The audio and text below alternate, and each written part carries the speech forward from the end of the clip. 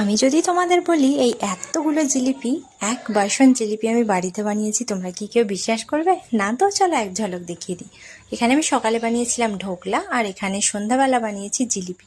আমার তো মনে হচ্ছে আমি তারক মেহতা কা উল্টা চশমা জেঠালাল হয়ে গেছি। প্রথমে জিলিপিগুলো একটু 19-20 শেপ হয়েছিল, কিন্তু পরে পরে কিন্তু সবগুলোই ভালোই হয়েছিল।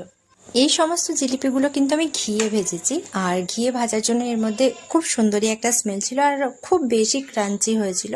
এর রেসিপিটা আমি শেয়ার করছি না তোমাদের সাথে, খালি একটা ছোট্ট একটা ভিডিও ক্লিপ শেয়ার করেছি। তো এখানে কিন্তু প্রথমে জিলিপিগুলো একটু 19-20 হয়েছিল, পরে কিন্তু ভালোই বেশ সুন্দর শেপের হয়েছিল।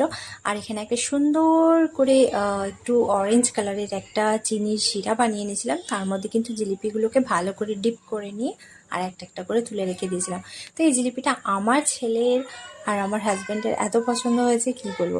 এতগুলো জিলিপি বানিয়ে আমি খুব খুশি। তোমরা আমার ভিডিওটা দেখে খুশি কিনা কমেন্টে জানিও, আর ভালো ভালো সুন্দর সুন্দর রেসিপি ভিডিও দেখার জন্য স্টে টিউন। টাটা, বাবাই, থ্যাঙ্কস ফর ওয়াচিং।